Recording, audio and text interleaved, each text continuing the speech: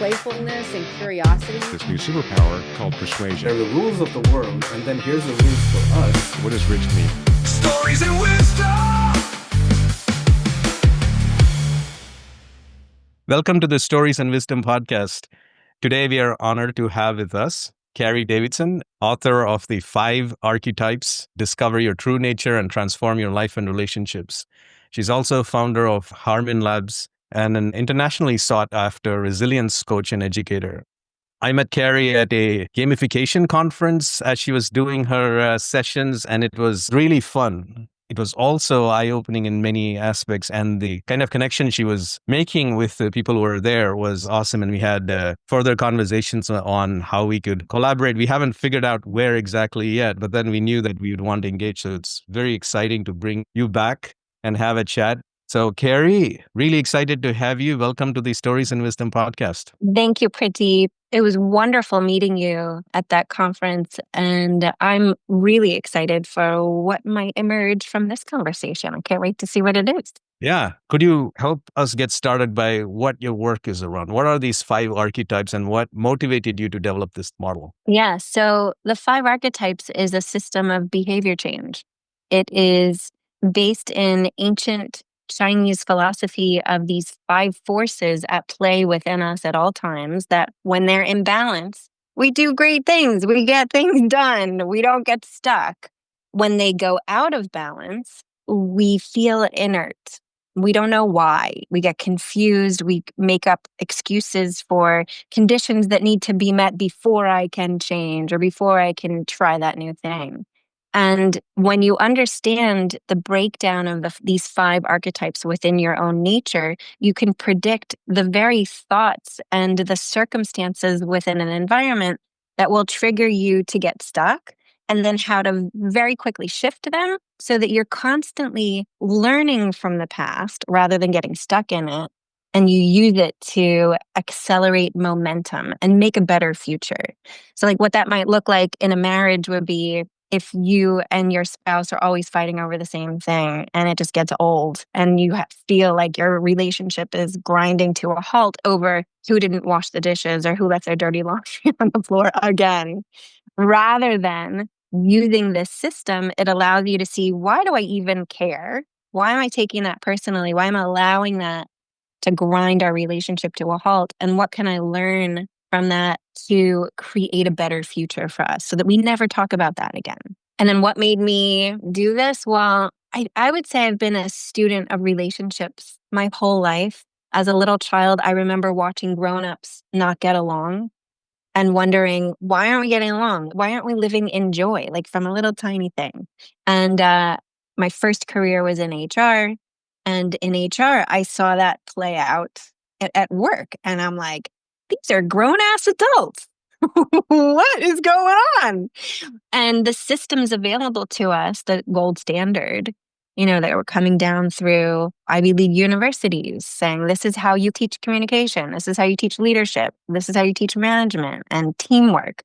Not only would people complain to no end that they had to attend the training, but nothing changed behavior. So I would say I was kind of on a quest to find, why did we think that was gold standard and what actually works?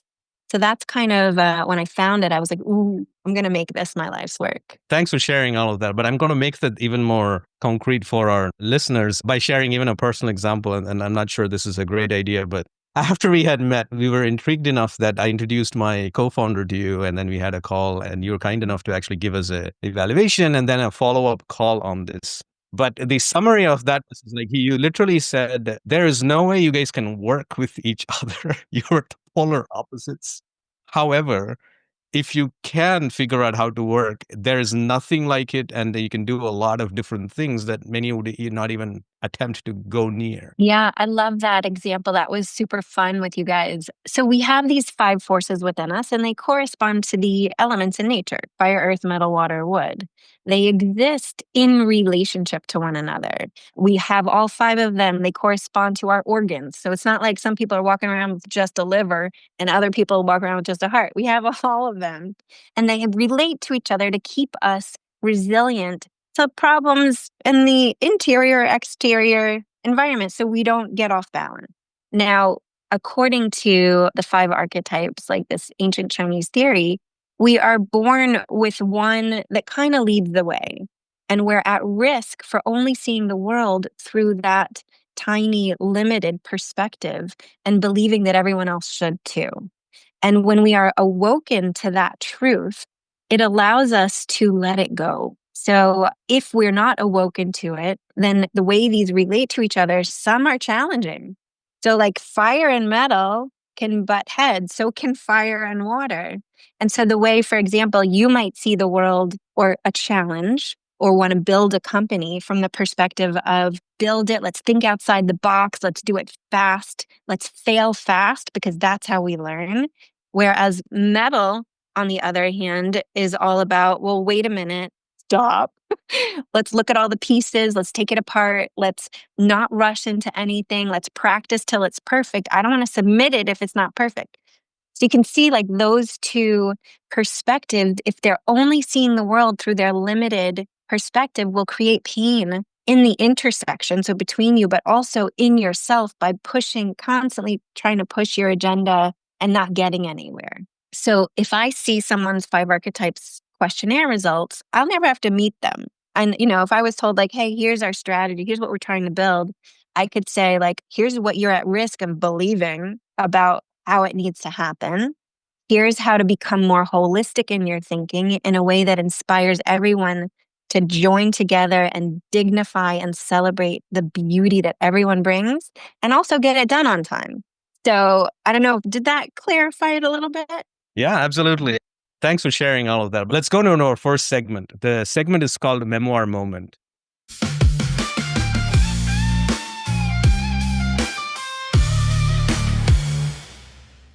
You've talked about this before in presentations, but the personal turning point or experience that sparked your awareness of the deeper patterns. And then for you to actually commit to this is what I'm going to do now. When did that happen? How did that happen for you? I would say I'm not too different from most humans where we have to make the same mistakes like 3,000 times before we learn from them. Um, so I would say the turning point, the one that was finally the huge light bulb, oh crud, I can't repeat this one more time moment, was when I was head of a nonprofit. And as head of a nonprofit, you have to manage your staff relationships and the board. So it's kind of a unique dance of managing lots of different relationships. And I remember I was so excited that one of my staff members stepped up and went above and beyond to make a certain event shine. I mean, she showed up on the weekends, she worked overtime, and this was a 9-to-5 employee. And I decided, as the head of an organization, I wanted to recognize her. And so I sent an email to the staff and the board thanking her specifically for going above and beyond. So a few days later, we were at a board meeting, and the president of the board made a loud public comment about how it was rude of me to recognize my staff member and not the board members who went above and beyond, and especially her. And I was like, oh, this feels not good. And the usual me would have stopped there and like, I don't want to feel uncomfortable. I don't like this feeling. I don't want to upset anybody. So I would say, yeah, you're right. I should have. I'm so sorry. But something shifted in that moment. And it was like, hold on, there's something gross about this.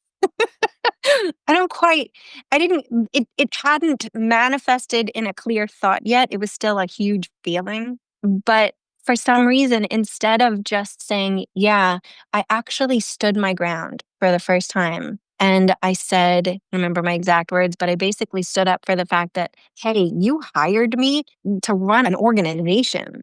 And I have to care for my staff. They have to be recognized. They have to feel dignified and appreciated, or they're not going to show up. And so I stood up for my staff. And instead of feeling fear, which is like the old me would have been like, ooh, I don't want to rock the boat, I felt so good And I went back to my office and I shared with a staff member how I stood up for her, and she felt so good. And then she like almost doubled down on her extra work, and like our bond got stronger. So for me, it was kind of like digging deep into acting out of integrity, even when it hurts, even when it's like not what your body wants to do because it's deeply uncomfortable. The reward was huge in elevating my, it's almost like I broke through something new. And then from then on, I was able to see a different layer of content every time I came upon something that was uncomfortable. So that was kind of a big turning point for me into like,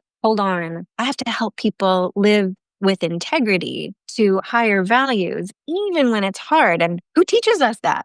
So that was kind of the beginning of my seeking. Thanks for sharing that. Like, even when you summarize this, for you to actually say, like, I didn't have the words, but there was this feeling, and then you acting on integrity. I mean, and it's in reflection that you're describing this way, but to actually do that in that context is obviously a significant breakthrough. And I see that often happen even when people get into a stories and wisdom session, like a story session, get together, share stories. And it doesn't happen when they're trying to tell it because they haven't even parsed it.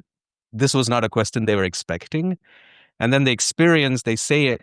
And then when somebody responds and then they're like, well, here is an example of when what you just said happened to me and how what I did. And then now that click kind of happened. So what you said is so powerful because you had the tools by then to understand what's going on and then act on it. Many probably don't. But that act of courage for your team is leadership, right? It is absolutely leadership.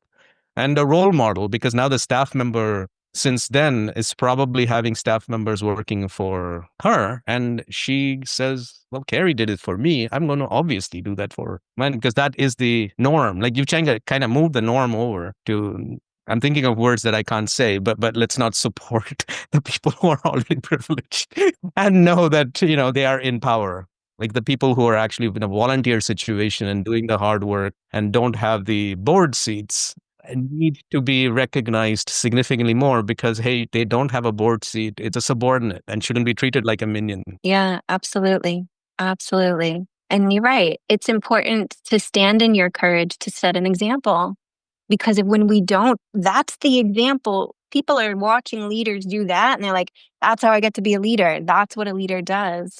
And so we're just exponentially creating more of that. When we do the harder work of like, this hurts, but I gotta do it.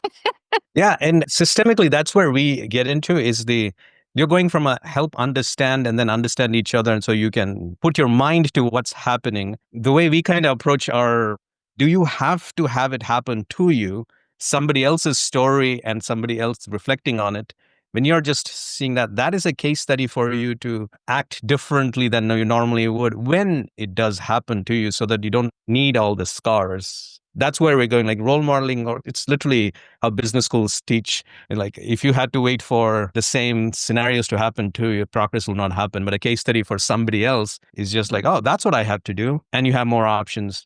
Thank you for that story. It's very deep and I felt I had to parse it down so that our listeners could take action on it. So thank you. Yeah, thank you. Next segment, I think you're going to love this. It's called Decision Do-Over.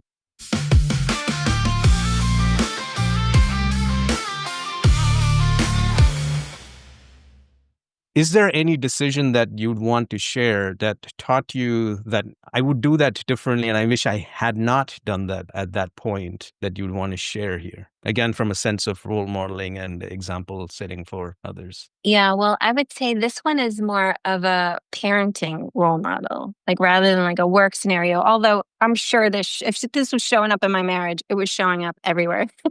So one example, and this was back before I knew anything about 5 elements, and I was still very much in the loop of everyone should love me for who I am, and you should change to like me. I remember I was always a very friendly person. I think I still am, but I would overvalue being overjoyous about everyone around me. Like where if you were in front of my face, you got all my attention. And I remember my husband saying to me, not saying anything in the moment, like we were out at a park And I kept seeing people I knew. And I'm like, oh my gosh, how are you? And to me, it was like the most purest form of love is to love everyone. And later on, my husband shared with me how painful that was for him. And I went right into like, what's wrong with you? Like, I'm the nicest. Aren't you proud to be married to the nicest person on the planet? And I couldn't understand. I could not put myself in his position and feel the feelings of what it must have been like for my partner to be at the park with me and my family and not pay one bit of attention to me at all. Like, we rarely see each other. We're working all week. And so years go by, and I finally start to embed myself in this system of really a big piece of this is empathy. Whereas my fire attacked his metal, like rather than being like it's a personalized, I did something, like my fire drive out of balance was all about throw your joy all over everyone around you, even if it's not the right time, place, person, reason, all of it.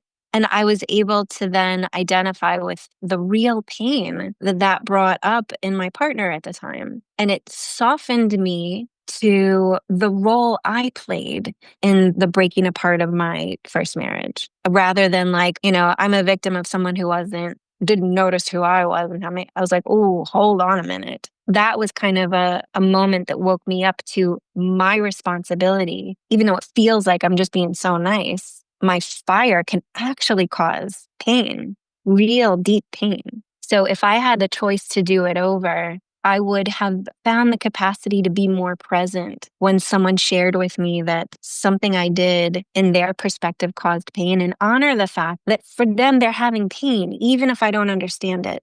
And to discount or dishonor their human experience because I don't want to be the one who was bad or wrong only makes it worse. Yeah, so if I could do it different, I would have been more present, more still, a better listener, and let go of my need to be right and honored the harder, a little bit more painful moment was like, ooh, I got to hear that I did that. And if I stay present, maybe something beautiful can come out of this rather than more anger at each other. Thanks for sharing that. This is you having actually done a hard set of work to understand and reflect back and having a very strong example. But it's also an example of how the system that you have works for you. And then you're taking that out. And I'll bring that even with our example, right? I'm fire. Wife is fire as well. And I think we've shared that. And often used to be like Game of Thrones with two dragons at our home. Then again, we've done some work and then it gone to like a bit more about how to tame our dragons, still dragons at home. But we're totally getting down to let's make good barbecue, because what barbecue needs is good fire, clean fire, good fire. And we're trying to like, let's channel that because changing fire is not happening. But even that language with the metaphor and the narrative, like I'm taking your systems with the stories part of what we do and bringing it to there. And then it's a conversation which can get hard, but done with metaphors that kind of gets to like, yeah. But thank you for that story. Like I just wanted to connect back and then go deeper on like this is still work from the system that you built and how that's helping you come up with a very solid decision do-over moment and sharing that, which I think will help our listeners. Our next segment is going to have us look forward. Yeah. The vision venture.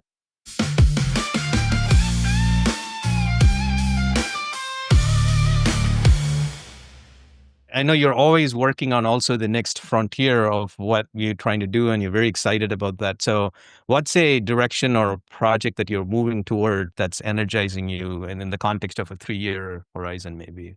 So I would say one of the things that's been percolating inside of me is how do we get this very simple system into the hands of everyone out there? Because it's really a system of how do I take anything that's happened to me, anything I think I know, all my conditioned primary element stuff, and use it to fuel proactive, preventative forward movement, whether it's in my own physical health, my mental health, my love relationships, my startup team, the systems I'm building within which other people can flourish. How do I do that with beauty and grace in a way that reduces or eliminates the potential to create unhealthy friction that we have to then go and fix? So one of the things that I'm working on, it's a training platform that if you're a coach, you can learn how to use this in your coaching model so that you can then embody it yourself, but also teach your clients. But also having a track for any human who just wants to take the questionnaire, learn a little bit more about themselves, but also learn how to have that awareness in their marriage that's like, oh, hold on a minute, my reactive state, here's what it's going to create. And I don't want to create that. I want to create beauty always. So I'm going to go eat an apple and take a walk and not believe the dumb stuff coming into my head right now. It's simple, simple stuff that I think can propel our world into a much more beautiful place, because I think we're kind of imploding in on ourselves quite a bit. And I think we need to learn how to create more beauty. So that's kind of, looking out 3 years, what I would love is that platform just flourishing and everybody going in and paying it forward. So they learn these little bits about themselves and then they share it in all their relationships so that we have a planet that knows how to love each other. And when you're saying platform, you're joking set of offerings, right? This is not a technology platform, or is it? Because platform means different things to different people. So what do you mean by the word platform? Right. That's a good point. Well, I think that it would probably be, where it's sitting right now in my head is that it's kind of a hybrid experience where some of the learning is digital, but some of it is live. So that you can do some DIY, some reading, and then we come together once a week and we talk. And it goes to deeper and deeper levels if you want. Like you said, like this can go, I have teachers who've been teaching me who've been studying with masters for decades. So it can go into lots of really cool places. But I don't have technology language in my body. So like when I say platform, I'm like, oh no, that thing you stand on. It's a place to make it easy for people to learn this stuff, what it looks like, the technology behind it. That's for someone who knows those words. Got it. A lot of our listeners know the words. That's why I'm making sure. I know. Okay, let's go on to our next session. The next session is called Puzzle Point.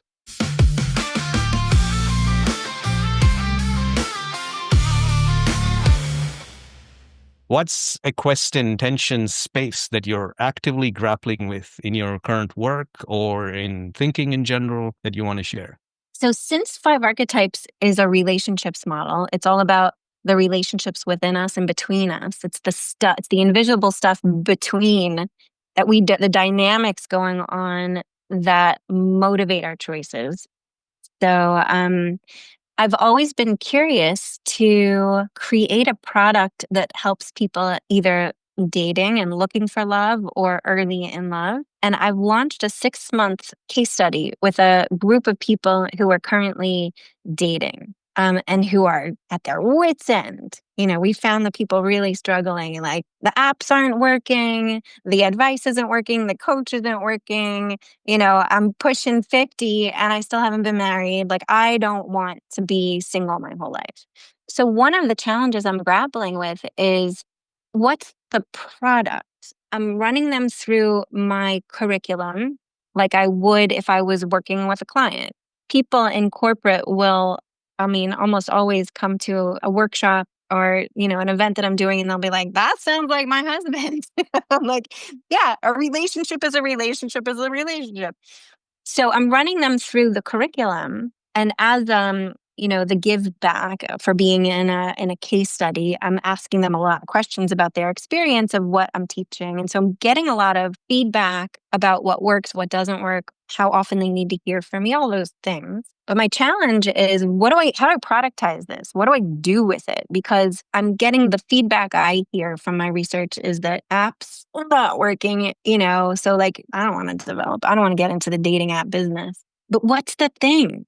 Yeah, so that's where, I don't know if that's like a good answer to what you were looking for, but that's where I'm kind of not sure what to do. That's a conversation we should have after the podcast. This is where I am at.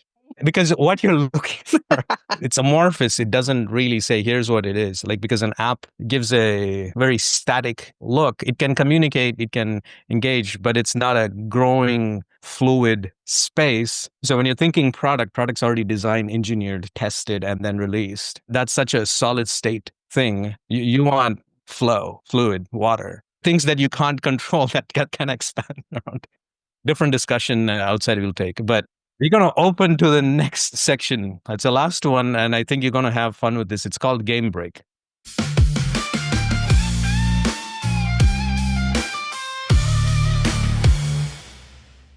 This or that, the Carey Davidson edition. First one, structure or flow, Flow. pattern or instinct. Instinct. Even though you're all pattern based. Well, I'll tell you why. Did you ever read a book called A Beautiful Constraint? No. This is marketing guy, and he talks about how having a little bit of constraint actually makes us more creative. So I hear what you're saying. Like, I need the pattern actually helps me with my ultimate goal of being more fluid. The reason why I said, like, the instinct and the fluidity is because that's where I want to play. But I do agree that it requires some grounding in order to play without getting lost. So I'm giving you my answer of where I want to ultimately be.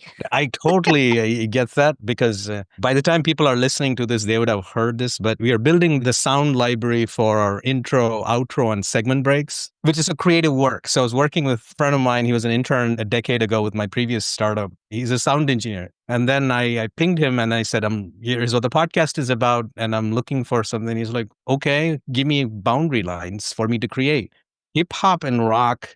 And I'm going for something that is hard, but at the same time, epic with a sense of inspiration. And that would confuse people who are not in a creative space because it was like, what did you just say? He was like, great, I know what to do. And then he came back today with some options. He didn't go hip hop or rock, even metal. And then he added voice to it that goes into it. And I'm like, not what I had in my head, but I didn't know what I had in my head. This feels better than that, though. So I'll completely get in with give a few constraints for creativity, and then they can beat your expectations. Yeah. That's where you're going with instinct with a sense of pattern. So Yeah.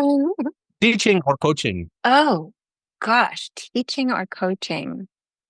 Well, without the real definition of both of them in front of my face, what I feel into is coaching only because I'm assuming the definition is more of a drawing out of what's in your heart. And teaching is more even though that's not true, the definition I'm creating in my head is a teacher stands in front of the room and lectures, even though they don't, even though there's wonderful teachers who do better than that.